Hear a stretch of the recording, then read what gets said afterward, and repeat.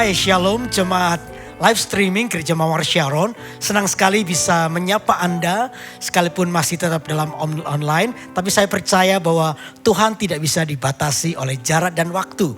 Dimanapun Anda berada, mari kita tetap memiliki rasa lapar dan haus akan Tuhan untuk mengikuti ibadah ini. Saya percaya Tuhan pasti memberkati Anda. Dan lewat pelayanan online ini Anda bisa tetap terkonek. Dan kami hadir menyediakan pelayanan online buat Anda, yaitu meliputi menerima Tuhan Yesus, join connect group, permohonan doa, kesaksian, dan baptis. Jika Anda membutuhkan salah satu dari pelayanan ini, Anda dapat mengaksesnya melalui gms.church/connect. Berikutnya saudara, dalam persembahan yang merupakan sebuah bagian daripada ibadah kita, mari jemaat kita bisa memberikan persembahan lewat nomor rekening yang tertera di layar Anda. Jangan lupa untuk like, share dan subscribe YouTube GMS Church, di mana supaya kita tidak ketinggalan info aktual dari semua kegiatan dan ibadah di GMS Surabaya Barat. Saya percaya ini pasti akan memberkati Anda semua. Mari kita akan beribadah dan kita akan berdoa untuk memulainya.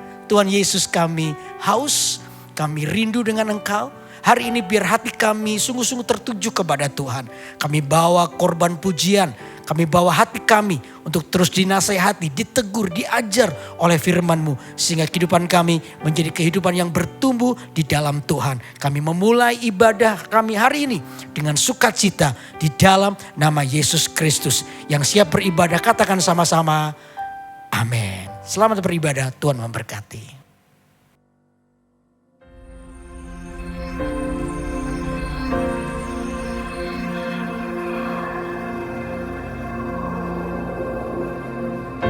Orang yang suka memuji akan kuat roh doanya.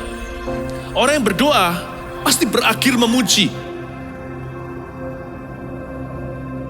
Karena Allah bertata di atas pujian. Siapa memuji, Allah mengatasi hidupnya.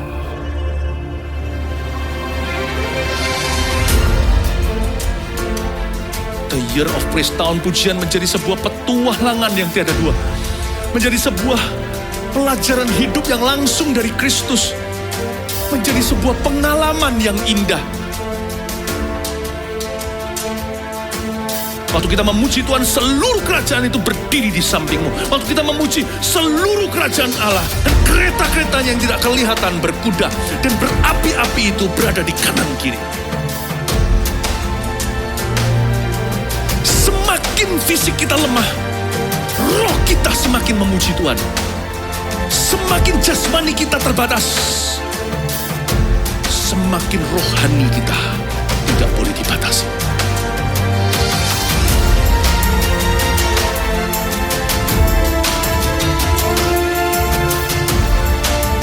Welcome to the Year of Praise and Provision.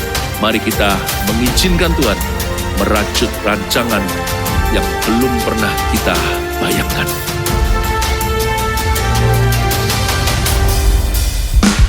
Shalom, dimanapun Anda berada, mari sama-sama bersukacita dan memuji Tuhan. Haleluya.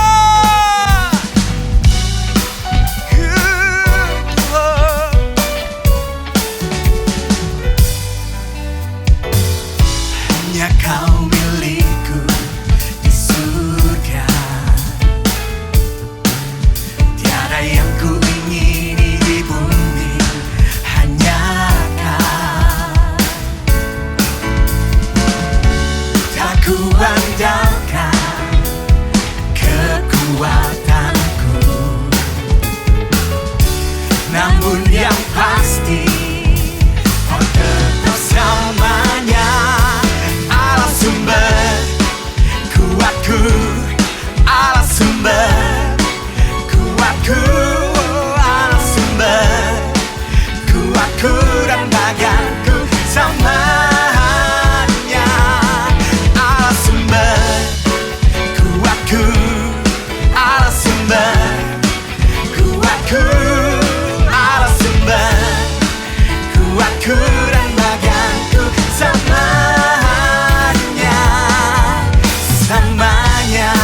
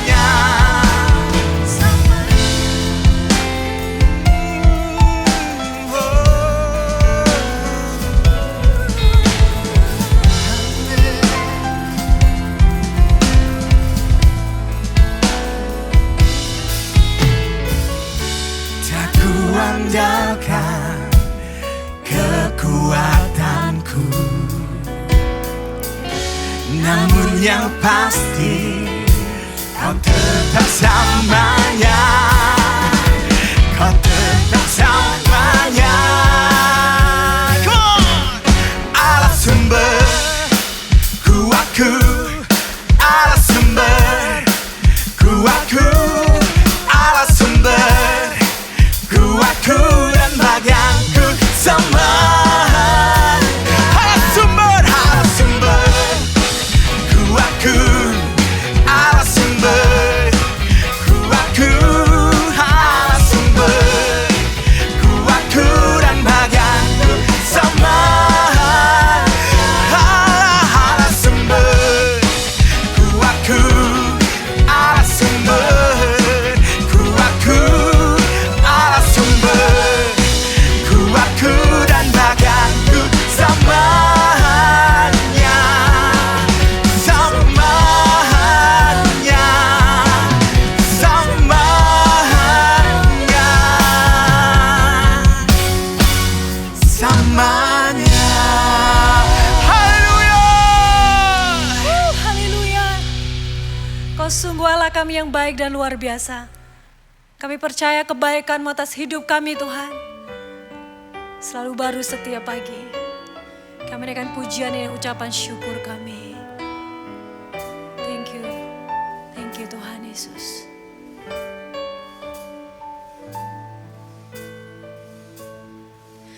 Apapun yang terjadi di dalam hidupku, selalu ku berkata, Tuhan Yesus baik.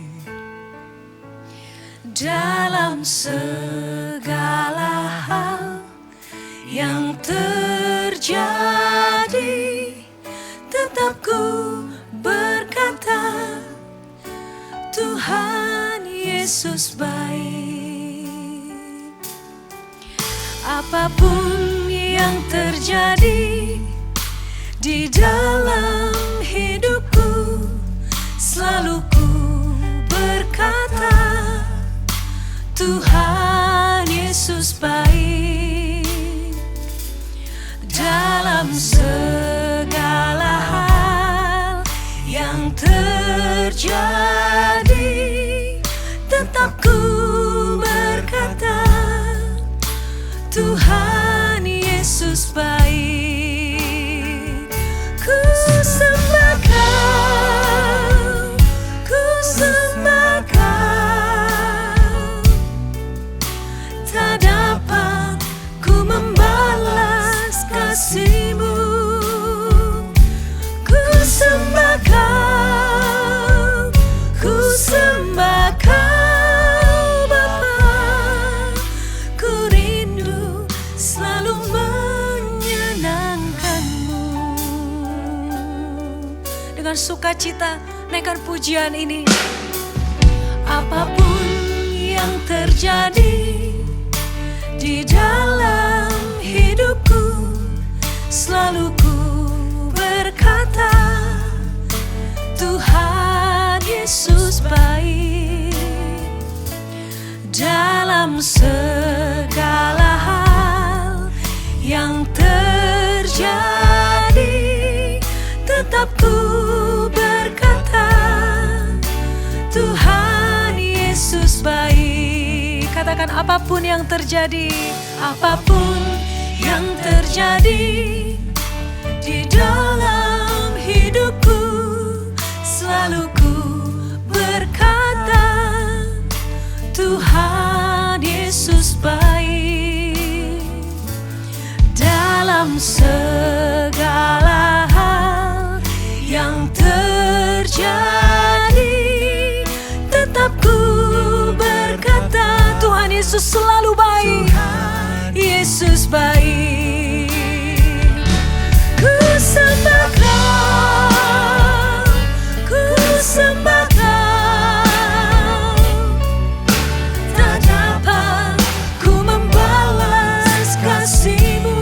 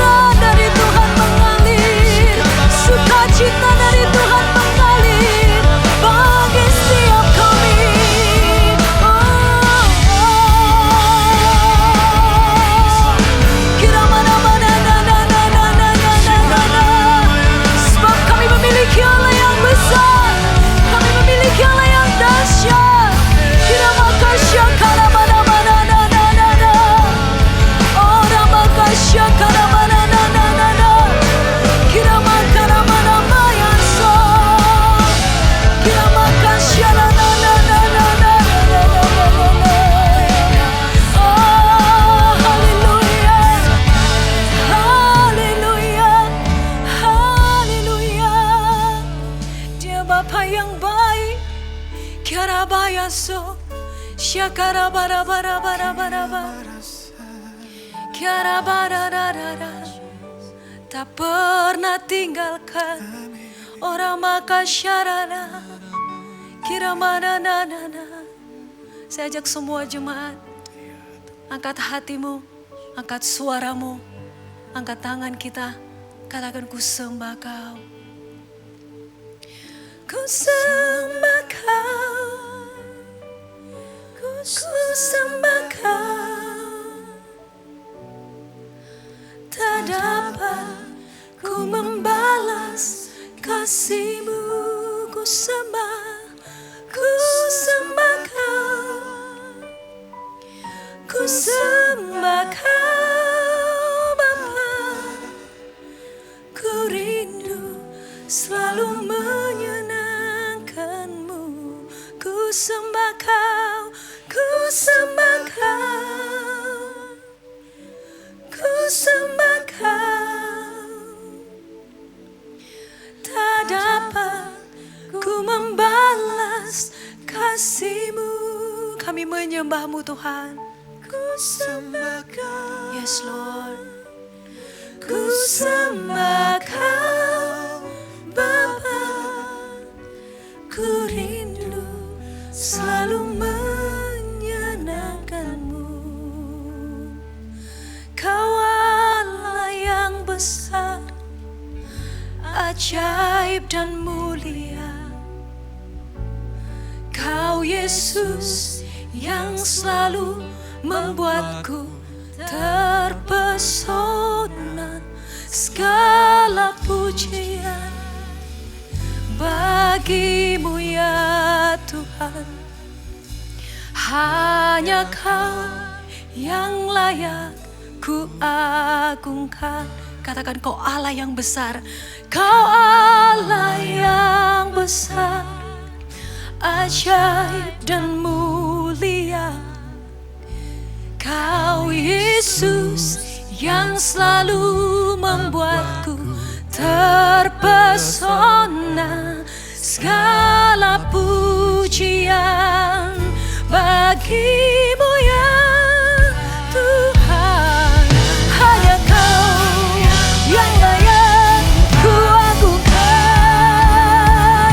Oh, katakan Kau Allah yang besar, yang besar, ajaib dan mulia. Kau Yesus yang selalu membuatku terpesona. Segala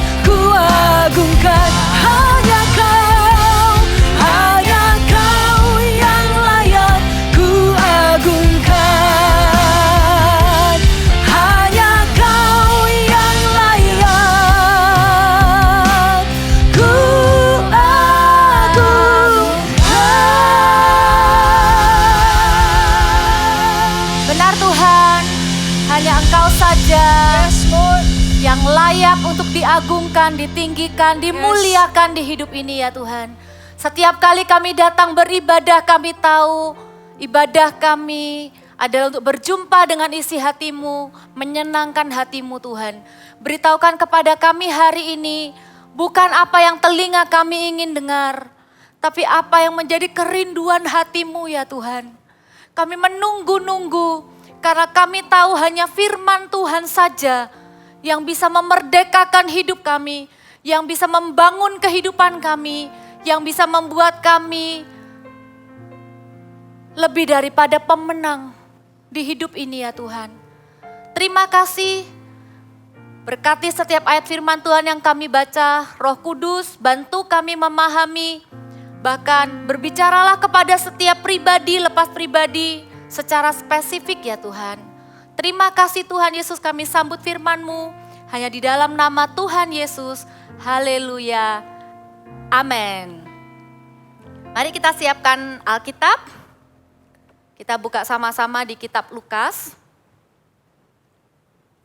Lukas pasal yang pertama ayat yang kelima. Nanti kasih tanda di Lukas 5 ini karena kita akan banyak baca di ayat-ayat yang ada di kitab Lukas. Lukas 1 ayat yang kelima, demikian firman Tuhan. Pada zaman Herodes Raja Yudea adalah seorang imam yang bernama Sakaria dari rombongan Abia. Berhenti sampai di situ dulu. Di sini dikatakan ada seorang imam yang bernama Sakaria. Di dalam cerita Alkitab Perjanjian Baru ini, Sakaria adalah seorang imam yang memang bertugas di Bait Allah. Menyampaikan penyelenggaraan ibadah, membawa doa-doa umat gitu ya. Tapi bukankah di dalam kehidupan kita, walaupun setiap kita tidak punya posisi di gereja, siapa bilang imam itu hanyalah sebuah posisi yang ada di rumah Tuhan? Sesungguhnya dari setiap keluarga, Tuhan juga sudah memilih setiap kepala keluarga menjadi imam. Kalau Anda adalah kepala keluarga, seorang pria yang takut akan Tuhan, maka Anda pun adalah imam bagi keluarga Anda. Kalau Anda belum menikah, Anda siap-siap, satu hari Anda akan jadi imam. Apa yang imam lakukan adalah menjadi perantara. Ini adalah sebuah posisi yang adalah sebuah privilege, di mana selalu setiap waktu Tuhan ketika berurusan dengan umatnya, pasti ada orang-orang yang dipilih untuk menjadi perantara antara Tuhan dengan umatnya. Itulah imam. Seorang yang berdiri di hadapan Tuhan bagi orang lain. Itulah imam. Sebuah posisi yang sangat mulia. Saya percaya setiap ayah, Anda adalah imam di dalam keluarga Anda. Maka apa yang nanti akan dialami oleh Sakaria, itu juga akan berlaku dalam kehidupan kita. Karena kita pun dipanggil menjadi imam.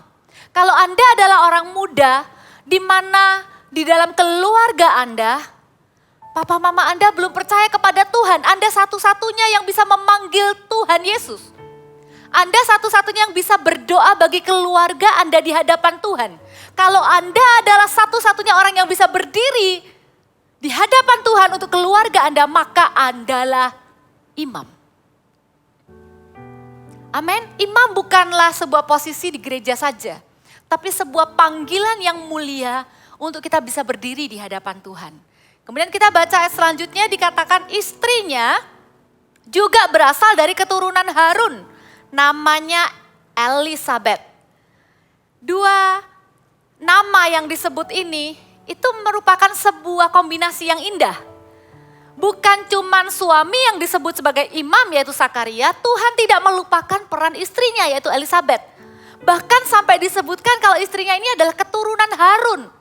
Istrinya pun adalah keturunan orang yang melayani Tuhan, keturunan imam.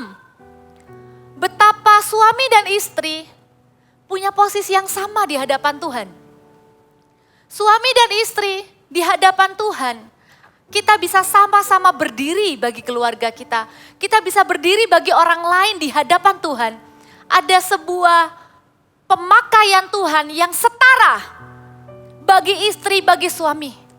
Karena itu di musim ini di mana orang lebih banyak tertarik perhatiannya kepada perubahan-perubahan yang terjadi. Siapa sih yang nyangka kalau keadaan bakal jadi seperti ini? Tapi hari ini biarkan firman Tuhan menarik perhatian Anda dari keadaan apa yang Anda lihat dengan mata kepada isi hati Tuhan. Bahwa suami dan istri, Anda perlu sepakat di hadapan Tuhan. Tidak bisa hanya istrinya saja yang berdoa, suaminya tidak mau berdoa. Atau suaminya saja yang berdoa, kemudian istrinya tidak berdoa. Kalau salah satu dengan hidup dengan begitu rupa di hadapan Tuhan sehingga layak dipandang sebagai orang yang mewakili orang lain, tetapi pasangannya tidak melakukan hal yang sama, maka ada sebuah ketimpangan dan ada sebuah kekosongan yang belum terisi. Tapi alangkah indahnya ketika dari setiap keluarga suami dan istri sama-sama dipakai Tuhan. Suami dan istri sama-sama mencari kehendak Tuhan. Suami dan istri baik itu dalam doa pribadi maupun dalam doa bersama terus menerus berkata, Tuhan pakai hidup kami. Jadikan kami imam. Bukankah itu peran kita, firman Tuhan juga katakan imamat yang rajani. Ketika Anda ada di luar gereja, Anda menjadi orang Kristen, Anda menjadi orang percaya, maka kehidupan seorang Kristen, kehidupan seorang seperti Kristus itu ada dalam kehidupan Anda. Anda menjadi Kristen bukan hanya ada di gereja saja atau ada di dalam kondisi-kondisi atau acara-acara rohani saja. Anda disebut Kristen adalah di dalam kehidupan Anda sehari-hari. Baik itu di rumah, baik itu di pekerjaan, baik itu di studi, baik itu dalam hubungan dengan keluarga besar. Tapi pertanyaannya adalah, apakah Anda sudah didapati sebagai orang yang berdiri bagi keluarga Anda, bagi pekerjaan Anda, bagi studi Anda di hadapan Tuhan? Adakah Tuhan menemukan hati seorang imam di dalam diri Anda? Kita lihat ayat yang kedua. Dikatakan keduanya adalah benar di hadapan Allah dan hidup menurut segala perintah dan ketetapan Tuhan dengan tidak bercacat. Yang punya pendapat ini adalah Allah sendiri. Bukan orang lain yang bilang, bukan Sakaria dan Elisabeth sendiri yang ngaku-ngaku aku sudah hidup benar. Ini adalah sebuah standar yang kita mau kejar sama-sama. Apapun masalah yang terjadi, hati kita gak boleh berubah jadi jahat. Kalau dulu kita orangnya suka berbagi, suka memberi, ketika tiba-tiba kita dalam keadaan kekurangan, kita tidak bisa berhenti kemudian berkata, aku bukan lagi seorang pemberi. Keadaan masalah kita tidak boleh mengubah hati kita menjadi lebih buruk. Tapi sebuah kehidupan yang benar di hadapan Allah, kehidupan yang tidak berubah apapun yang terjadi, keadaan boleh up and down, hati boleh tidak menentu. Tapi keputusan untuk hidup benar di hadapan Allah itu yang diperhitungkan oleh Tuhan. Sakaria dan Elisabeth mencapai standar itu. Ini sesuatu yang kita bisa acungkan jempol. Keduanya adalah benar di hadapan Allah. Keduanya didapati setara, keduanya didapati sepakat dalam hal yang benar dengan Allah. Indah. Keluarga ini indah, pasangan suami istri ini indah. Kalau Anda masih single, bukan berarti firman Tuhan ini juga bukan buat Anda. Jadikan sebuah doa. Kalau Anda akan memiliki pasangan hidup, Anda berdoa untuk pasangan hidup. Jangan kompromikan iman Anda. Karena ada pemakaian yang setara antara Anda dengan pasangan Anda. Keduanya adalah benar di hadapan Tuhan. Hidup menurut segala perintahnya dan tidak bercacat. Wow, bisa. Hidup benar di hadapan Allah di akhir zaman ini bisa. Apakah mereka tidak membuat kesalahan dalam kehidupan? Saya percaya bukan. Orang yang hidup benar di hadapan Allah bukan orang yang tidak pernah membuat kesalahan atau dosa. Orang yang hidup benar di hadapan Allah adalah setiap kali ada teguran dari Roh Kudus dalam hatinya. Tidak berlama-lama, tidak berlambat-lambat, langsung berlari lagi di hadapan Tuhan. Setiap hari mengejar perkenanan Tuhan. Tuhan, apakah hari ini hidupku didapati benar di hadapan-Mu? Apakah hidupku bukan menurut penilaianku, bukan menurut pembenaranku secara pribadi. Mungkin aku habis ditipu orang, mungkin aku habis dirugikan oleh orang. Tapi apakah kita mau kembali lagi ke hadirat Tuhan dan berkata, Tuhan apakah aku adalah orang benar? Kita tidak dengarkan intimidasi iblis yang berusaha menjauhkan kita dari kasih karunia. Tapi from time to time, kita mengejar menjadi seseorang yang didapati benar di hadapan Tuhan. Seperti Sakaria dan Elisabet. Kita lihat ayat berikutnya dikatakan, tetapi mereka tidak mempunyai anak sebab Elisabet mandul dan keduanya telah lanjut umurnya. Sekalipun sudah sangat setia melayani Tuhan, mereka tetap punya pergumulan.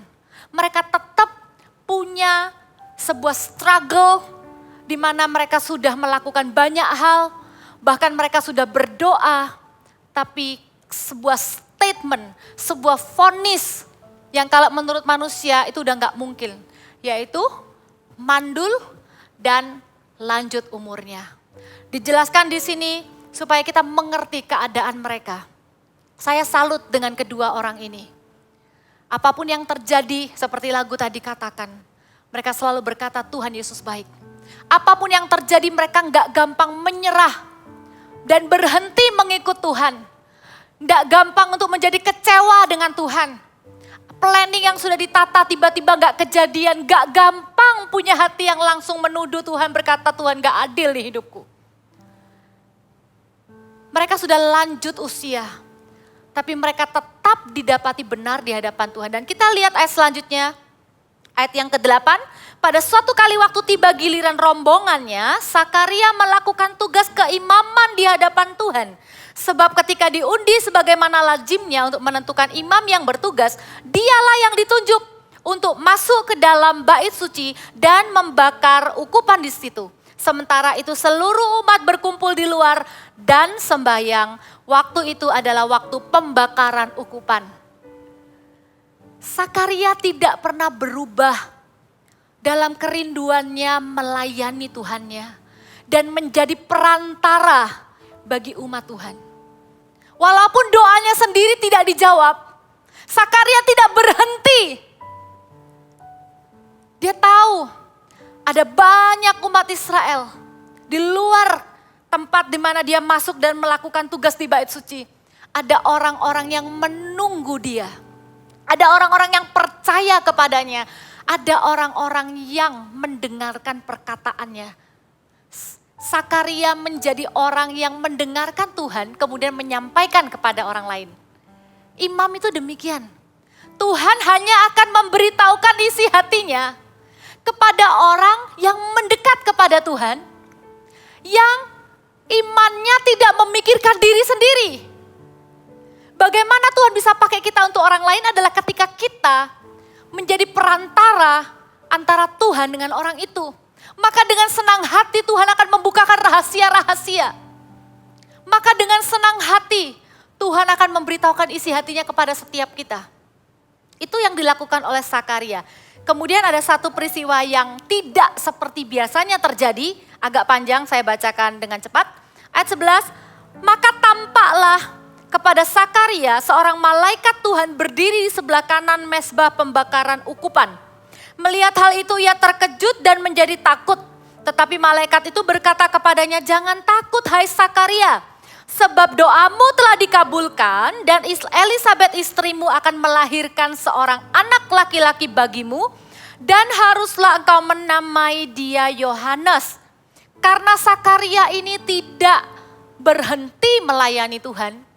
Bagi dia kesempatan untuk bisa melayani Tuhan walaupun itu dengan undian, artinya gak selalu bisa melayani Tuhan. Tapi saya bisa bayangkan seorang tua seperti Sakaria, ketika undian itu jatuh kepada dirinya, dia akan bergembira dengan sukacita, dia lupakan setiap bebannya, dia akan melayani Tuhan dengan sungguh-sungguh. Karena itulah Tuhan mengutus seorang malaikat datang menjumpai Sakaria, it's a favor. Itu adalah upah.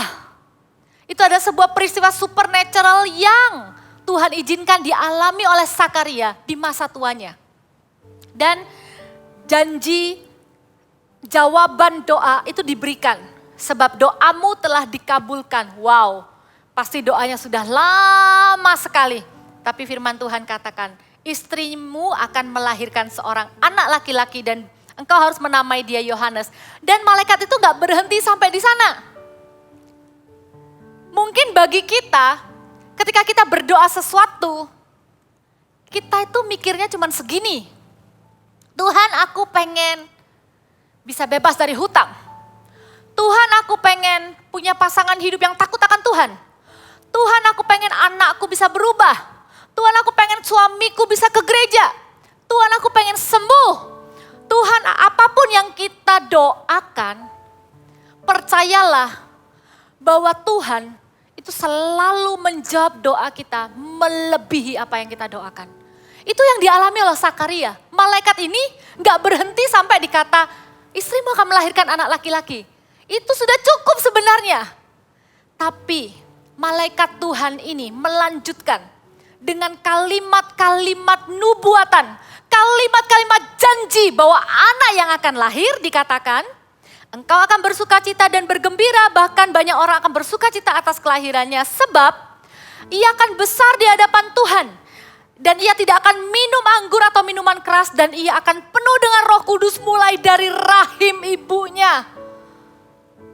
Luar biasa.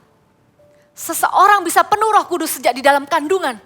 Hari ini kalau ada di antara Anda sedang hamil, perhatikan firman Tuhan hari ini. Anak Anda akan penuh Roh Kudus sejak di dalam kandungan Anda. 16, ia akan membuat banyak orang Israel berbalik kepada Tuhan Allah mereka. Dan ia akan berjalan mendahului Tuhan dalam roh dan kuasa Elia untuk membuat hati bapak-bapak berbalik kepada anak-anaknya. Dan hati orang-orang durhaka kepada pikiran orang-orang benar. Dan dengan demikian menyiapkan bagi Tuhan suatu umat yang layak baginya. Saya kalau jadi Sakaria, saya akan tremble, saya akan gentar. Saya akan berkata, siapakah aku sehingga anakku akan begitu besar di mata Tuhan. Malaikat Tuhan ini menyampaikan dengan begitu detail bahwa anak yang akan lahir nanti namanya Yohanes akan menjadi alat di tangan Tuhan. Akan membuat hati bapak balik kepada anak. Orang durhaka akan balik kepada pemikiran yang benar, akan mempersiapkan bagi Tuhan umat yang layak baginya. Demikianlah hati Tuhan untuk setiap Anda dan saya. Siapa bilang kelahiran setiap kita itu hanyalah sebuah kelahiran. Tidak terlalu tua untuk kita mengingat momen di mana kita dilahirkan. Percayalah, setiap kita lahir, bukan hanya Yohanes ini saja yang kelahirannya begitu istimewa di mata Tuhan. Percayalah, berapapun usia Anda dan saya hari ini, kelahiran setiap kita membawa destiny ilahi. Sekalipun Anda waktu kecil Anda dilahirkan dari kandungan orang tua yang belum mengenal Tuhan.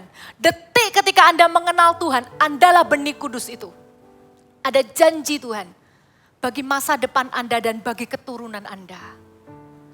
Allah yang kita sembah adalah Allah yang besar.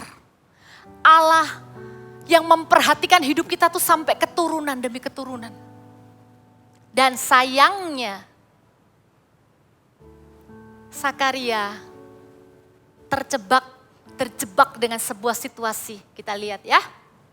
Ayat 18, lalu kata Sakaria kepada malaikat itu, bagaimanakah aku tahu bahwa hal ini akan terjadi? Sebab aku sudah tua dan istriku sudah lanjut umurnya. Jawab malaikat itu kepadanya, akulah Gabriel yang melayani Allah. Dan aku telah diutus untuk berbicara dengan engkau dan untuk menyampaikan kabar baik ini kepadamu. Sesungguhnya engkau akan menjadi bisu dan tidak dapat berkata-kata sampai kepada hari di mana semuanya ini terjadi karena engkau tidak percaya akan perkataanku yang akan nyata kebenarannya pada waktunya.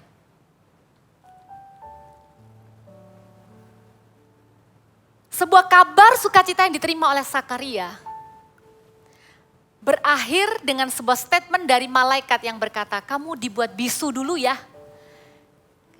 Bayangannya, kamu dipakein masker dulu dah, kamu gak boleh ngomong. Kalau kita pakai masker kita masih bisa ngomong. Kalau masker dari Tuhan, Sakaria gak bisa ngomong. Apakah malaikat Tuhan ini tersinggung? Bukan.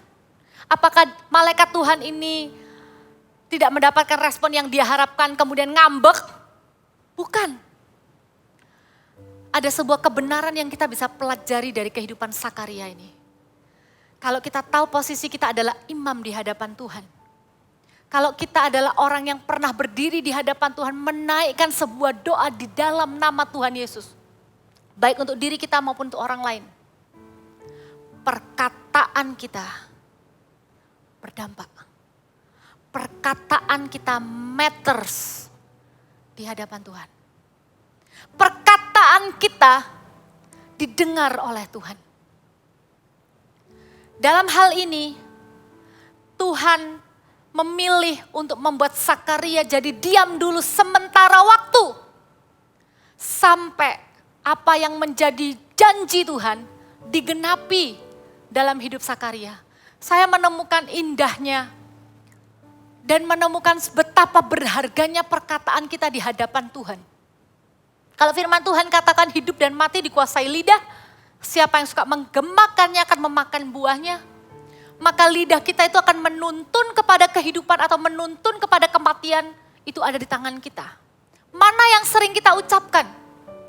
Saya mikir simpelnya adalah begini. Daripada nanti Sakaria mengucapkan kata-kata yang negatif, yang menentang janji Tuhan, yang meng-cancel janji Tuhan. Daripada Sakaria kemudian berulang-ulang berkata, iya ta, mungkin ta. Berjumpa istrinya dan bilang, tadi ada malaikat, tapi iya ta, bisa ta. Kemudian ketemu orang lagi, cerita lagi, bener ta, seolah-olah butuh diyakinkan imannya. Daripada perkataan seorang imamat ini, seorang imam ini meng-cancel rencana Tuhan yang mulia.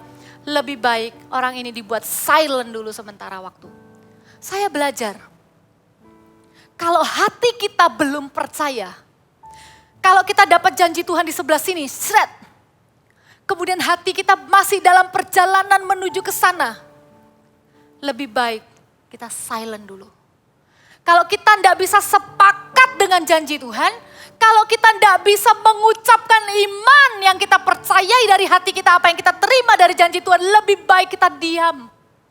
Kalau hati kita dalam keadaan yang marah, kalau hati kita dalam keadaan yang galau, kalau hati kita dalam keadaan yang sedih, lebih baik kita diam di hadapan Tuhan.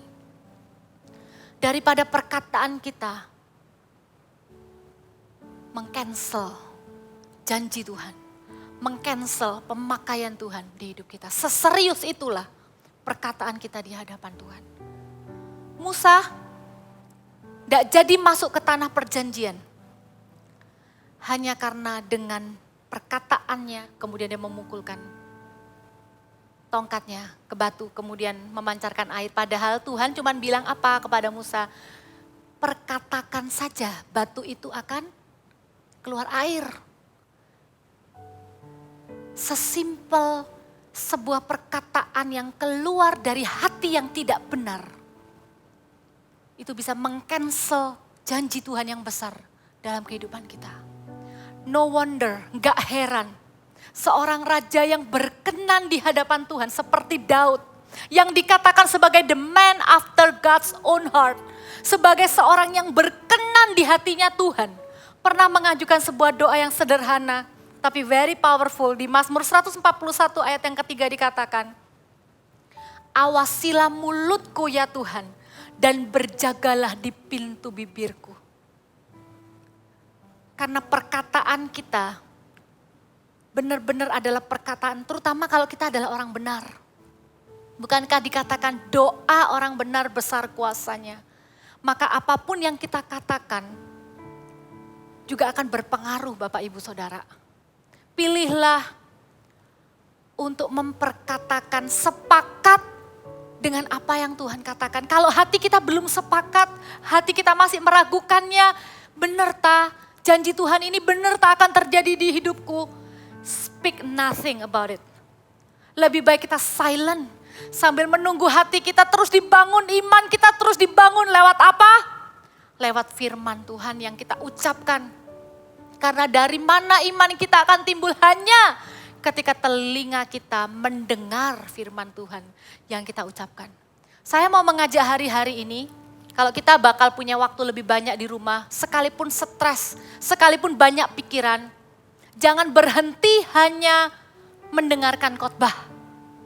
Jangan berhenti hanya menjadi orang Kristen yang pasif, suka dengar khotbah, suka dikuatkan, suka dihibur, suka didoakan.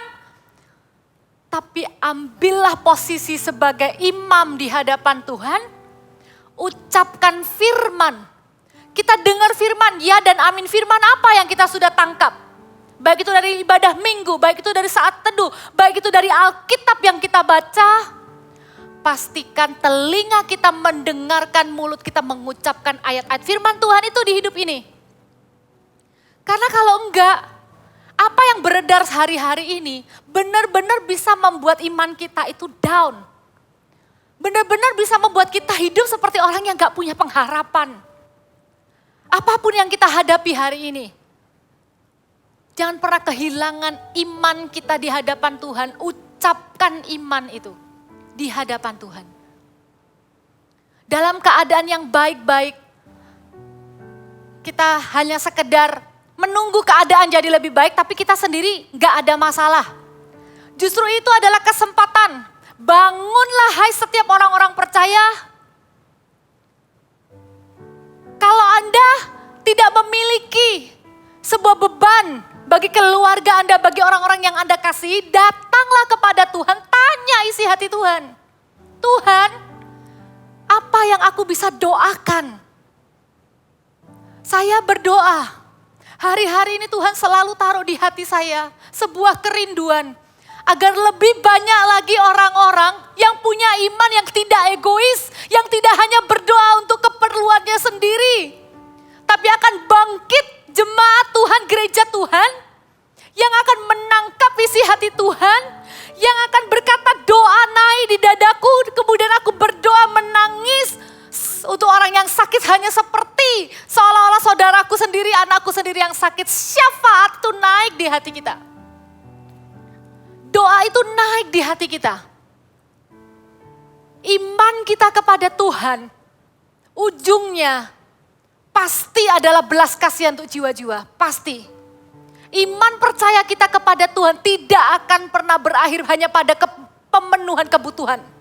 Iman percaya kita kepada Tuhan ujungnya bukanlah hanya jawaban doa. Iman kita kepada Tuhan ujungnya adalah kesaksian. Iman kita kepada Tuhan ujungnya adalah syafaat bagi orang lain. Dan apa yang terjadi dengan Sakaria? Benar, dia dibuat bisu. Dibuat tidak bisa berkata-kata. Semua orang bingung. Kemudian ada satu cerita lagi di Lukas 57, kelanjutannya. Setelah genap bulannya Elisabeth melahirkan, tetangga-tetangga berkumpul. Ini lucu sih ya, usia 8 hari, mereka hendak menamai dia Sakaria menurut bapaknya. Ini yang kasih nama kok tetangga-tetangga ya. Harusnya kan papa mama, mungkin ini sanak saudara. Kemudian ibunya berkata, jangan, ia harus dinamai Yohanes. Sekali lagi saya melihat indah ya. Kalau suami istri itu bisa sepakat di hadapan Tuhan. Suami istri itu bisa sepakat taat melakukan perintah Tuhan. Beautiful and powerful. Elisabeth bilang jangan, dia harus dinamai Yohanes. Tapi kadang gitu ya, kalau yang ngomong ibunya, mereka masih maksa. Kata mereka kepadanya, gak ada loh di antara sanak saudaramu yang bernama demikian. Lalu mereka memberi isyarat kepada bapaknya, yaitu Sakaria, bertanya ya, nama apa yang mau diberikan? Waktu itu Sakaria belum bisa bicara. Jadi ia meminta batu tulis, lalu menuliskan kata-kata ini. Namanya adalah Yohanes. Dan mereka pun heran, ya. Dan seketika itu juga terbukalah mulutnya dan terlepaslah lidahnya. Lihat apa yang dilakukan. Lalu ia berkata-kata dan memuji Allah. Saya bisa bayangin ketika enggak bisa ngomong itu rasanya gimana ya. Ketika Sakaria enggak bisa ngomong sesuatu, dia akan belajar. Sakaria belajar betapa berharganya sepatah kata. Dan ketika kata-kata itu kembali kepadanya, Sakaria langsung memuji Allah. Bapak, Ibu, Saudara, standar Tuhan dalam perkataan kita lebih tinggi daripada standar orang terpelajar. Kalau kita berhadapan dengan orang penting, Kita akan menata kata-kata kita sedemikian rupa. Gak mungkin kita di depan presiden bisa teriak-teriak, "Oi, air, air, air." Kalau kita mau minta air, ada orang bawain kita minum. Kata-kata kita akan kita atur sedemikian rupa. Bapak, Ibu, Saudara, hiduplah sebagai orang percaya yang tahu dengan pasti bahwa perkataan kita ini berdampak. Perkataan kita ini bukan perkataan jahat. Pasti bukan, karena kita sudah adalah orang benar. Tapi jangan sampai perkataan kita ini adalah perkataan sia-sia. Terutama ketika Anda ada di rumah. Berapa banyak keluarga yang hancur hanya gara-gara perkataan yang salah, perkataan yang negatif. Dua-duanya diberkati di gereja, pernikahan. Tapi ketika salah satu keluar sebuah kata yang jahat, kita cerai aja. Maka perkataan itu bisa menghancurkan sebuah covenant. Hari ini sebelum Tuhan akan memakai perkataan kita, mau gak kita bertobat dulu? Kalau misalnya selama ini ada perkataan sia-sia yang sering keluar dari mulut kita. Ada perkataan-perkataan yang menentang firman Tuhan di hidup kita. Firman Tuhan bilang kita ini berharga. Tapi bola-balik kita bilang aku ini kok bodoh. Aku ini kok jelek. Baik itu diungkapkan maupun hanya di dalam pikiran. Bertobatlah. Perkataan kita sebagai orang percaya akan diurapi oleh Tuhan. Kalau ada kita yang punya pergaulan di luar, mungkin dengan teman-teman sudah terbiasa mengucapkan kata-kata seperti, kalau bahasa Surabaya namanya meso, atau maki, atau cuman sekedar bahasa supaya kita kelihatan gaul dan cair dengan teman-teman. Pertimbangkan lagi Bapak Ibu Saudara. Jangan pernah bawa kata-kata itu pulang ke rumah. Kemudian ketika marah kita pakai untuk maki istri kita atau kita pakai untuk maki anak-anak kita. Mau nggak hari ini bertobat? Kalau kita pernah tanpa sengaja mungkin karena emosi. Kita ngomong sesuatu yang buruk kepada anak-anak kita. Jadilah pelaku firman hari ini. Bertobat di hadapan Tuhan, minta ampun. Berapa banyak di antara kita yang kehidupannya sangat dipengaruhi karena perkataan orang-orang di sekitar kita. Perkataan orang tua kita mungkin waktu kita kecil yang pernah kita dengar dan melukai hati kita dan sampai hari ini berpengaruh di kehidupan kita. Membuat kita gak bisa berdiri di hadapan Tuhan dengan pribadi sebagai pribadi yang berharga. Hari ini saya berdoa, perkataan orang yang percaya kepada Tuhan Yesus adalah benar perkataan yang berdampak. Saya bersyukur Sakaria mengalami season baru, musim baru. Ketika Sakaria menjadi seorang ayah, anaknya baru berusia 8 hari. Dikatakan ayat yang ke-67, dan Sakaria ayahnya penuh dengan Roh Kudus lalu bernubuat. Saya berdoa, setiap laki-laki, setiap pria yang sudah percaya kepada Tuhan, Anda penuh Roh Kudus. Kata-kata Anda adalah nubuat bagi orang-orang yang mendengarkannya. Siapa bilang nubuat itu adalah ramalan untuk masa depan? Siapa bilang nubuatan itu adalah sesuatu yang hanya khusus untuk para nabi? Firman Tuhan katakan, ketika Roh Kudus dicurahkan di hari-hari yang terakhir, di Kisah Rasul 2 ayat 17 dan 18, maka anak-anakmu laki-laki dan perempuan akan bernubuat. Bernubuat itu diberikan kepada anak-anak. Bernubuat itu artinya mengucapkan firman. Teruna akan mendapatkan penglihatan, orang-orangmu yang tua akan mendapatkan mimpi, dan ayat 18, kepada hambaku laki-laki dan perempuan akan kucurahkan rohku dan mereka akan bernubuat. Kalau Anda mau mengambil posisi sebagai seorang imam di hadapan Tuhan, Anda berkata, Tuhan pakai hidupku, Tuhan aku mau hidupku berarti bagimu, maka Anda punya double porsi pengurapan Roh Kudus. Yang pertama diberikan karena usia Anda, kalau Anda adalah teruna maka Anda akan punya visi, penglihatan untuk kehidupan Anda. Tapi kalau Anda melayani Tuhan, Anda mendapat satu titel baru lagi di bawahnya yaitu hambaku laki-laki dan perempuan. Maka Anda pun akan bernubuat. Ini bukan kita tunggu-tunggu nanti. Tapi sekarang Anda yang sudah penuh dengan Roh Kudus. Lidah Anda adalah lidah yang berdoa. Bahkan kalau Anda sudah bisa berbahasa roh.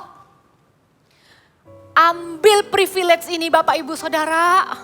Pakai perkataan kita untuk bernubuat. Itu yang dilakukan oleh Sakaria. Sakaria berkata terpujilah Tuhan. Memuji-muji Allah ya dari ayat 68 sampai 75. Kemudian ayat 76. Saya bisa bayangkan seorang ayah yang sudah tua. Melihat bayinya yang berusia 8 hari. Sakaria berkata, dan engkau hai anakku akan disebut Nabi Allah yang Maha Tinggi. Karena engkau akan berjalan mendahului Tuhan untuk mempersiapkan jalan baginya. Untuk memberikan kepada umatnya pengertian akan keselamatan dan berdasarkan pengampunan dosa-dosa mereka. Dan kita lihat ayat 80 dikatakan, adapun anak itu bertambah besar dan makin kuat rohnya. Waktu kita bernubuat atas seseorang, waktu kita mengucapkan berkat firman Tuhan kepada anak kita, maka bukan hanya tubuhnya besar karena makannya banyak. Sedikit pesan sponsor, saya keluar sedikit, papa mama. Ini kan lagi masa anak-anak di rumah. Tolong diperhatikan supaya anak-anak juga bisa mengontrol diri, jangan makan terlalu banyak. Terutama jangan makan yang manis-manis ya. Nanti mereka jadi mager. Ajak mereka beraktivitas yang bisa bergerak juga ya. Jadi bukan hanya tubuhnya tambah besar. Ini loh doa kami, ini loh doa kita. Bukan hanya anak-anak Anda yang masih kecil. Bukan hanya anak-anak Anda yang sudah remaja, bahkan anak Anda adalah orang-orang yang sudah punya keluarga, bahkan Anda sendiri pun ketika Anda bernubuat, maka makin kuat rohnya. Saya tahu karena Sakaria ini punya anak di masa tua. Waktu Yohanes jadi perkasa menggenapi janji Tuhan, bisa jadi Sakaria sudah tidak bisa melihatnya. Tapi kepada anak usia 8 hari itu, Sakaria berkata, engkau anakku, engkau akan disebut Nabi yang Maha Tinggi. Maukah kita sebagai orang tua, sebagai anak, sebagai karyawan, sebagai student, dedikasikan perkataan kita menjadi perkataan nubuatan di hadapan Tuhan.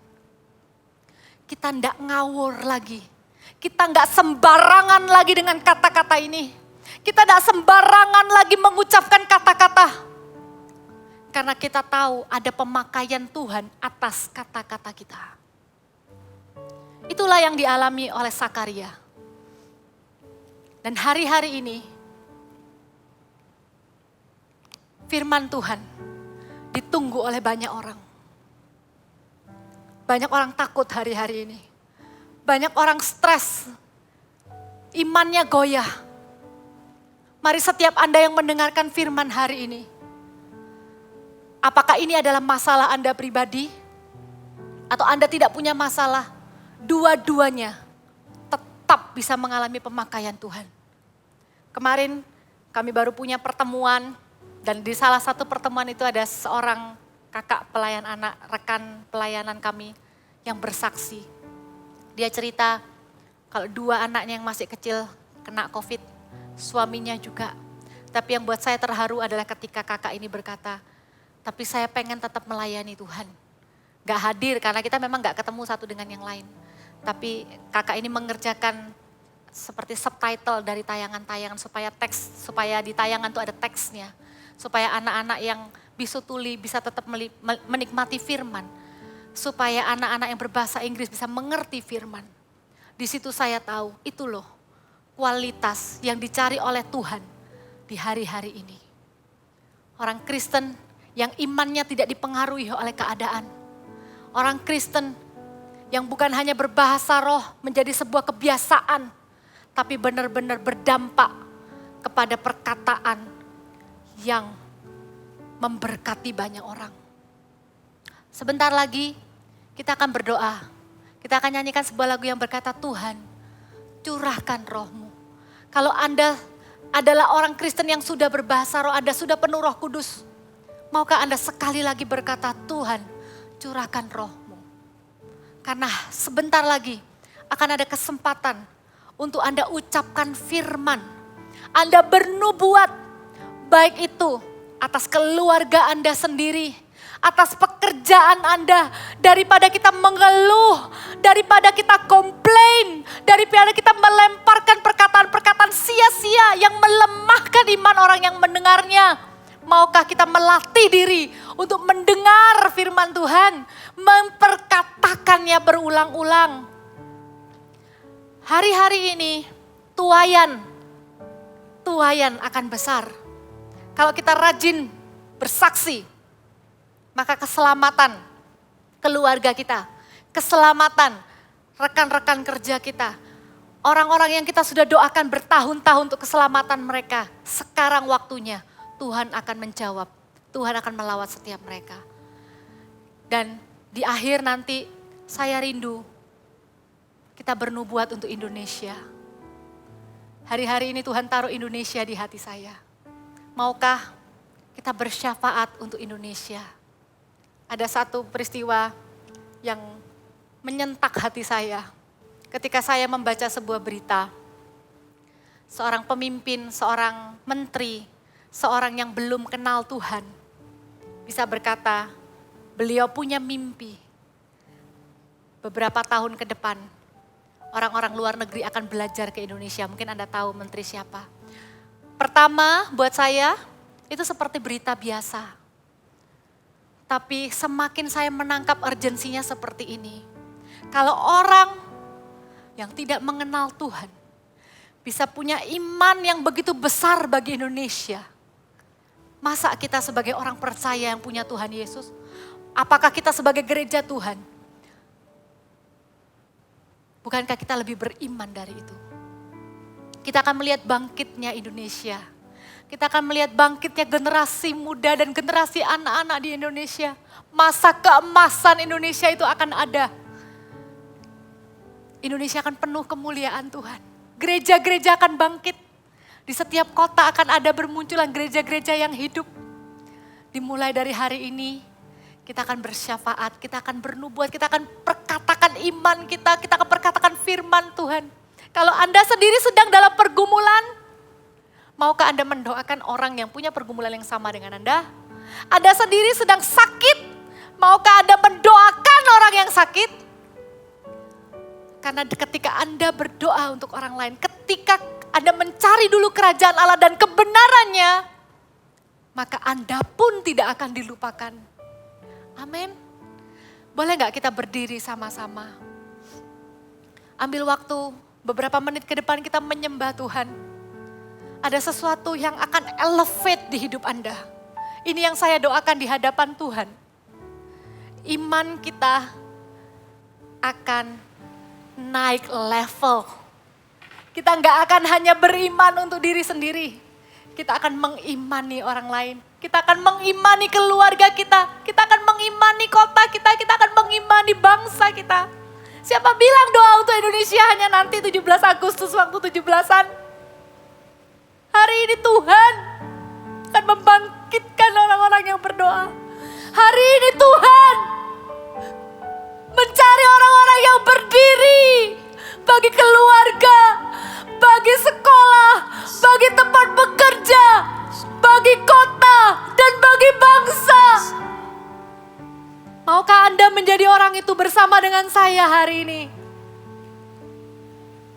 Tuhan, curahkan roh-Mu atas manusia di bumi. Biar anak-anak-Mu menyampaikan nubuatan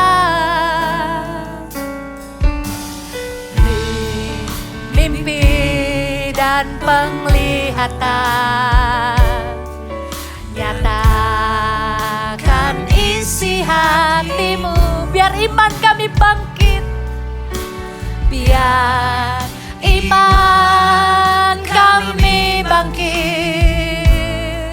Surga nyatakan kedatangan hari-Mu. Katakan kan ada kebangkitan, kan ada kebangkitan yang besar. Ada pemulihan, kan ada pemulihan di negeri kami. Oh, kan ada kebangkitan yang besar, yang berseru kepada Yesus diselamatkan. Nyanyikan lagi dari awal, menjadi doa kita di hadapan Tuhan. Tuhan, curahkan Roh-Mu atas manusia di bumi.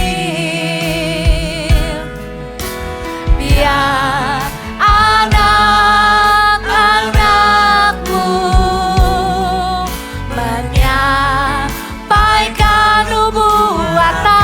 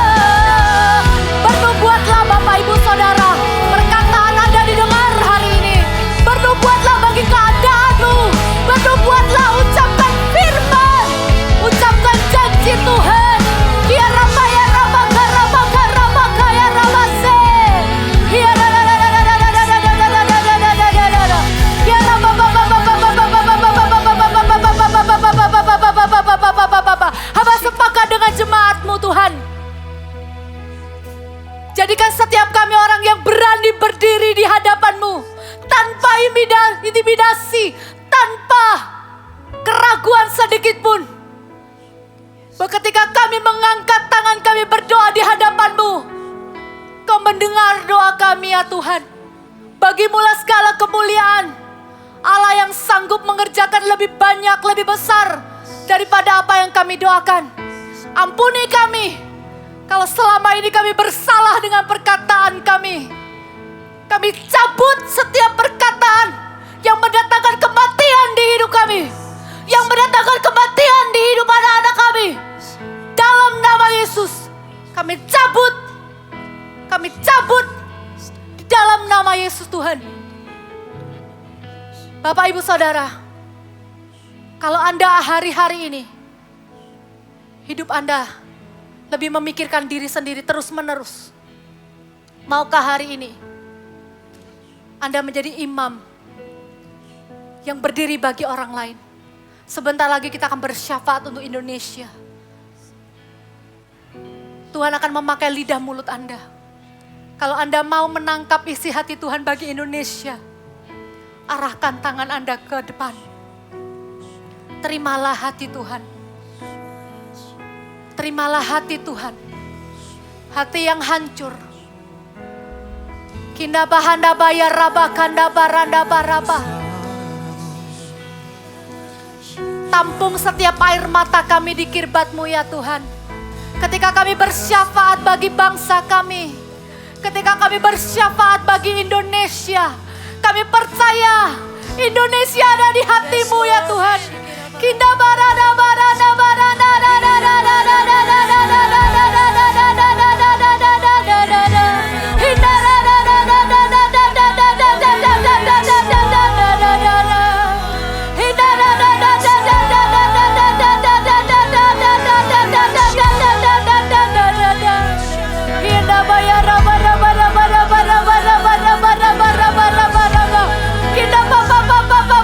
naikkan doamu bagi Indonesia. Naikkan doamu bagi Indonesia.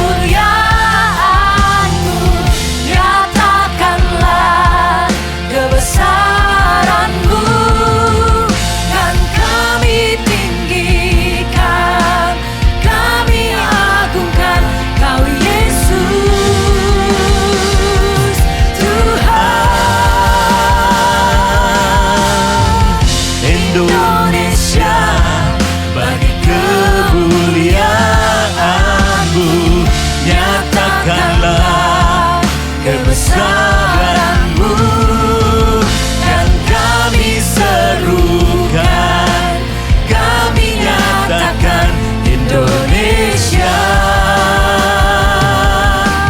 bagi-Mu, Yesus.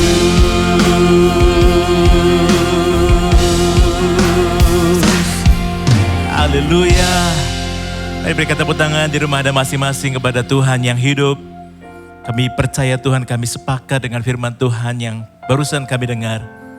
Pakai lidah, mulut, bibir kami sebagai senjata kebenaran untuk menyatakan kemuliaan Tuhan, untuk menyatakan keagungan Tuhan. Pakai Tuhan setiap perkataan kami jadi berkat bagi keluarga kami, bagi bangsa ini. Urapi kami Tuhan, urapi mulut bibir kami sebagai senjata-senjata kebenaran-Mu. Kami mengucap syukur Tuhan buat hari ini. Dan kalau sebentar kami berpisah satu dengan yang lain, mari angkat tangan kita Bapak Ibu Saudara-saudari di tempat Anda masing-masing. Tuhan memberkati engkau dan melindungi engkau. Tuhan menyinari engkau dengan wajahnya dan memberikan engkau kasih karunia. Tuhan menghadapkan wajahnya kepadamu dan memberikanmu damai sejahtera.